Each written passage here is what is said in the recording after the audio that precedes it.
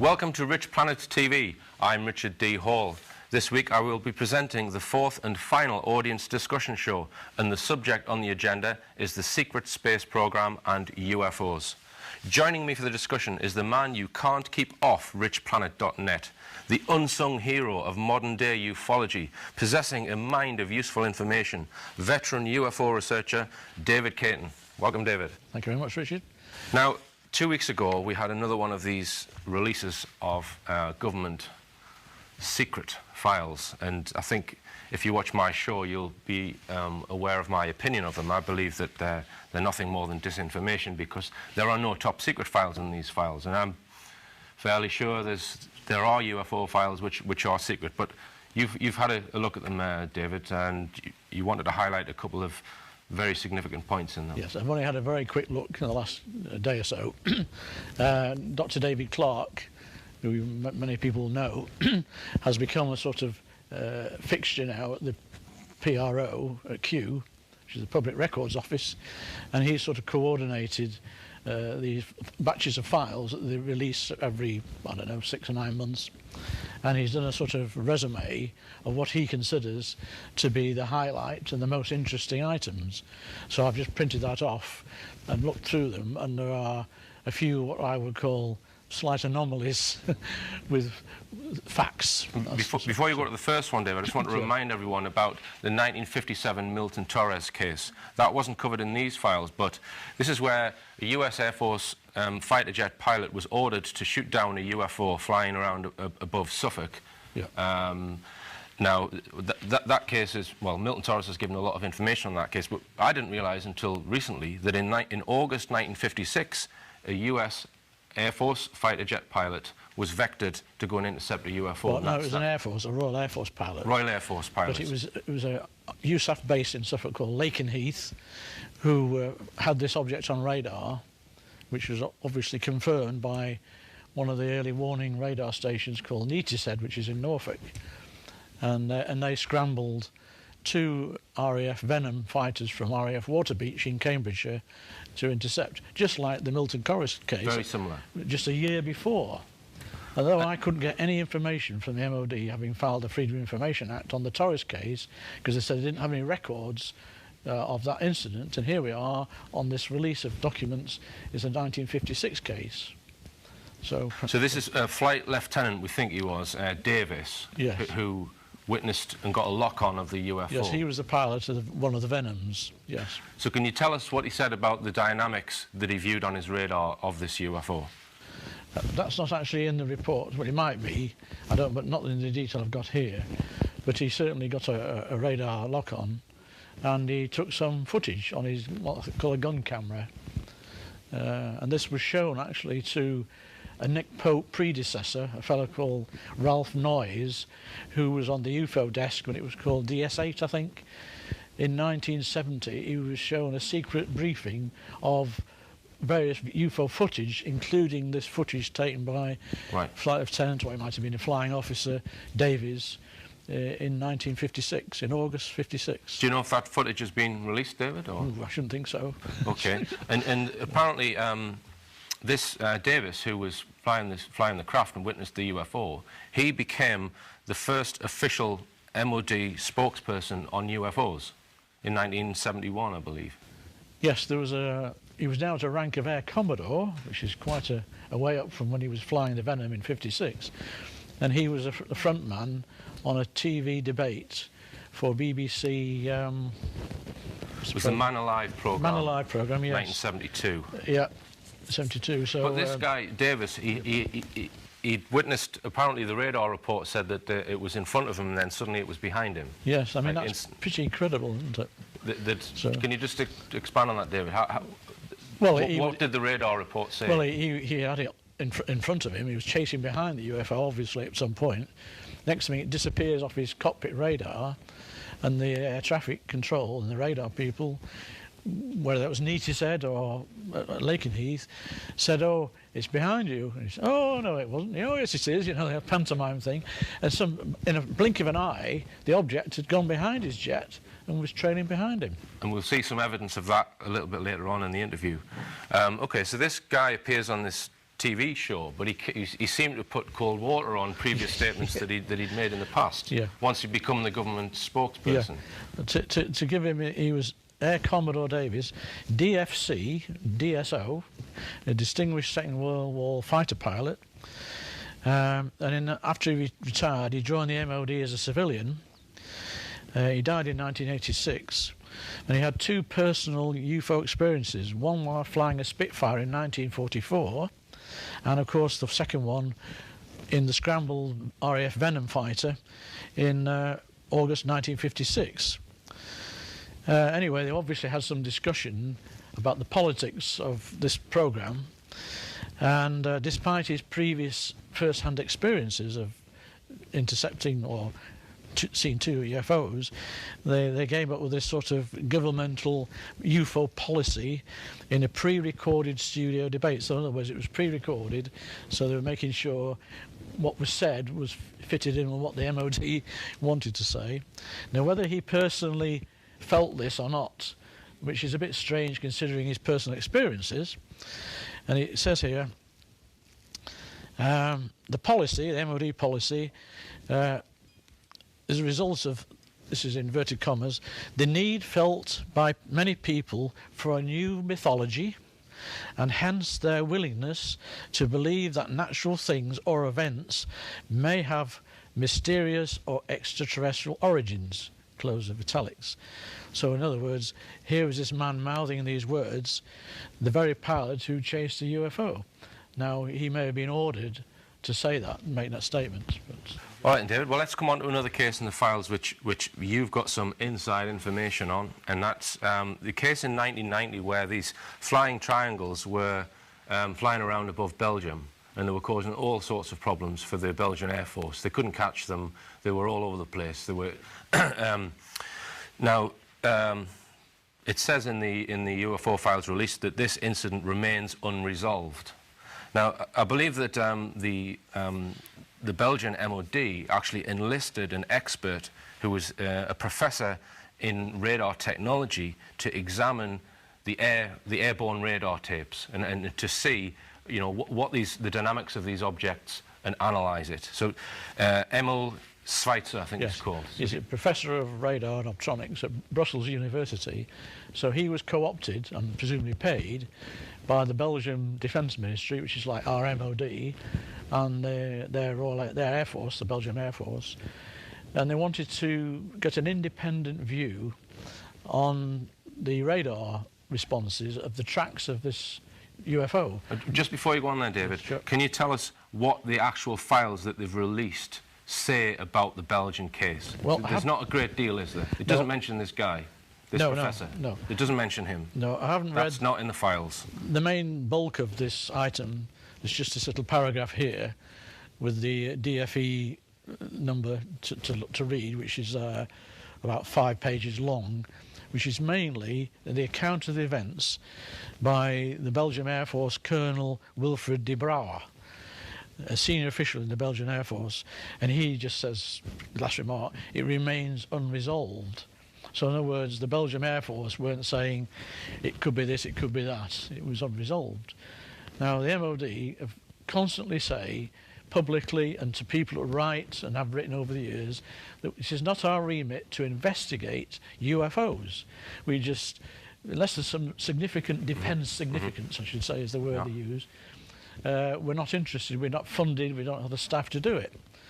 And then, lo and behold, some 15 months, I believe, after this event, there's an ex-retired solicitor called Harry Harris, who lived in Sale, he still lives in Sale in Manchester, found out that Professor Schweitzer was in the UK, in London, and he found out which hotel he was in, and he agreed to be interviewed on Harry's domestic video recorder.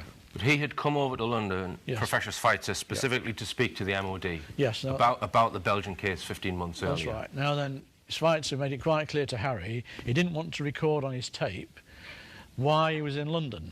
He didn't want it to be publicly known, and we're going back now 1991. 20 years, that at the public expense, he'd been flown over from Belgium to be debriefed by the MOD, and maybe MOD, Air Force, radar specialists to do whatever.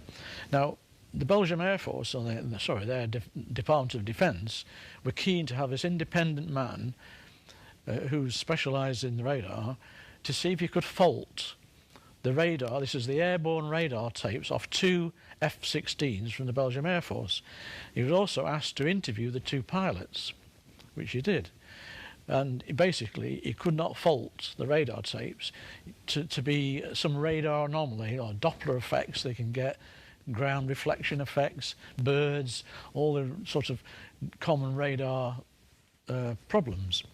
So he agreed to be interviewed by Harry in London, and what he says and his demeanour and body language and everything is very revealing. So we're going to have a look at Professor Emil Schweitzer now in the interview. Now it's quite low quality because it's just recorded on a camcorder in, I think, 90 or 91 by Harry Harris. And it's a copy as well. We're going to crank up the VHS. Organized a meeting at the in a big room of the Society in Brussels, and they asked me to be present at that meeting, and I was present at that meeting together with my colleague Professor Acharois, who is a specialist of image processing. That's the first time I heard about UFOs. I didn't believe anything about UFOs beforehand. They asked me to be there because they heard that I am a radar specialist, and they asked my colleague Marc Acharois to be there because they heard he was a very good specialist of image processing. Yeah. So that's the way I got involved, as well as my colleague Marc Acharois. Yes. Now, have you actually spoken to any of the pilots who had sightings of? Yes, I have spoken to the pilot and my colleague too, and also Mr. Brennick, Leon Brennick, which is a physicist of the Brussels University, and which is a member of the SOBATS. We spoke all three with the pilot because we gave a conference about the UFO appearances in the eastern part of Belgium, in a small town called Welkenraad, in the month at the end of the month January, and the pilot who recorded very carefully the UFO trajectory in the night of 30 March was present. What year was that? The 19th of March, what year? 1990. So the recording by an F-16 aircraft of a UFO trajectory very accurately occurred in the night of 30 March 1990. But we spoke, my colleague Professor Acharois, Mr. Brennick from the University of Brussels, and myself, we spoke to that pilot at the end of January this year, when we gave a conference about UFO appearances in a small town called Welkenraad. Yes. Yeah. And what have you discovered about the phenomenon since you started researching, being involved? Oh, I didn't discover it. I must say that the biggest discovery, the trajectory of the UFO, is entirely due to 2 engineers from the Belgian Air Force. They have been instructed by the Deputy Chief of Staff of the Belgian Air Force to calculate very accurately the UFO trajectory using the data recorded by the F-16 pilot on 30 March 90. The names of those 2 engineers are Lieutenant Colonel Salmon and Lieutenant Gilmar. And the biggest work has been done, of course, by the youngest officer, Lieutenant Gilmar. Yes. And normally, the results of the very strange trajectory followed by the UFO should be given by those 2 engineers to the Chief of Staff of the Belgian Air Force at the beginning of April 92. So, it doesn't matter any time. Any time, yes. Yes. I mean, can you tell us anything what you know of it? I know that because I know those 2 young engineers, and I know what I found by calculations starting from the data recorded by the pilot, that the UFO made at one point of his trajectory a very strange motion. And during that very strange motion, the normal acceleration was, let's say, above 30 Gs. It means an acceleration which is far beyond the possibilities of human beings and human present technology. Now, was this where it turned at right angles? Yes. Yeah. Can you show the diagram, if I can? Maybe I can write the...